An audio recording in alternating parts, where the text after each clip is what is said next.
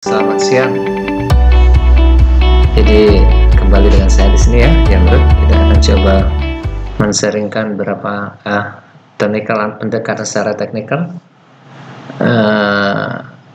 Matic terhadap USDT yang seperti kita ketahui memang terjadi penurunan yang lumayan ya, yang lumayan kemarin karena ada yang seperti kita tahu ada berita-berita yang cukup luar biasa yang menyebabkan beberapa cryptocurrency dan altcoin itu mengalami penurunan yang gratis, meskipun hari ini sedikit hanya hijau, itu cuma hanya sekedar narik napas sebelum mungkin jatuh lagi, terjun lagi. Nah, baiklah, kita coba akan melakukan pendekatan secara teknikal kemana arah dari Matic USD yang kemarin pernah saya buat videonya. Ketika Matic tidak bisa mampu bertahan di area ini, maka Matic akan lari ke daerah kemana, itu yang kita sempat analisis pada di 3 hari yang lalu, di hari Minggu ya, Sabtu atau Minggu. Nah, kita akan coba lagi mereview lagi Matic ya terhadap USDT. Oke, ini kita ngelihat di time frame weekly ya. Nah, weekly Matic sekarang berada di area supportnya, candle masih berada di area support dan tatahan masih di area support. Nah, kalau lihat dari dari Fibonacci-nya berada di 0,236 ya, daerah support, daerah sini. Nah, karena kita ngelihat cryptocurrency belum ada volume yang besar, mungkin kemungkinan ya, probabilitas andai candle ini tetap bertahan lama dan tidak bisa lama bertahan di sini, mungkin mencari support terdekat di area sini ya. Kita kalau ngelihat probabilitas, kalau ngelihat dari candlenya, nah ini kita ngelihat di weekly ya.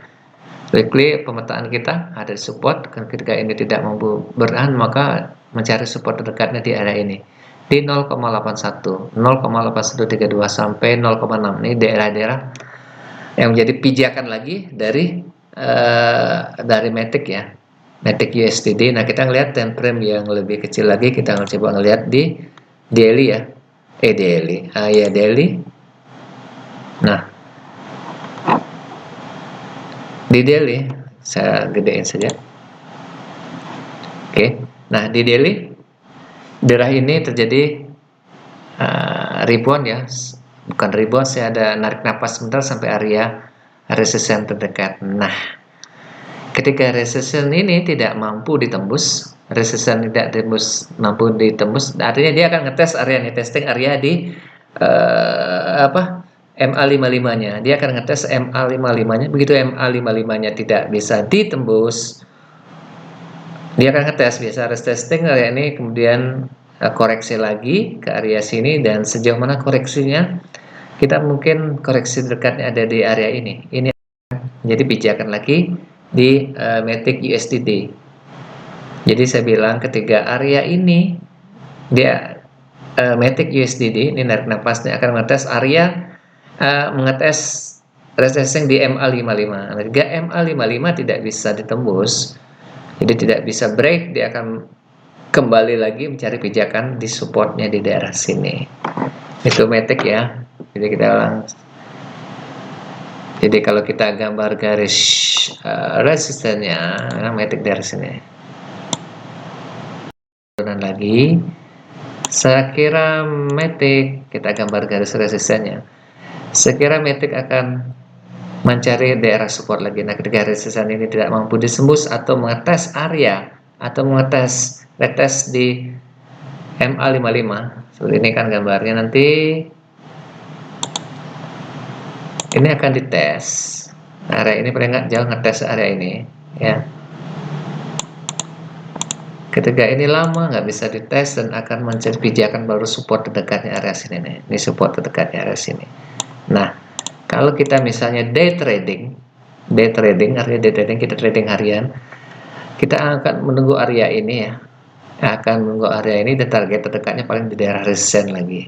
Kalau kita day trading, kita memanfaatkan peluang ini. Misal kalau kita mau masuk di daerah ini, dan mungkin targetnya daerah sini, itu day trading ya. Maksud saya dengan SL yang sangat ketat sekali, SL-nya mungkin bisa di daerah ini nih, dari SL-nya itu kan kita memang day trading. Nah, itu gambaran pemetaan kita dari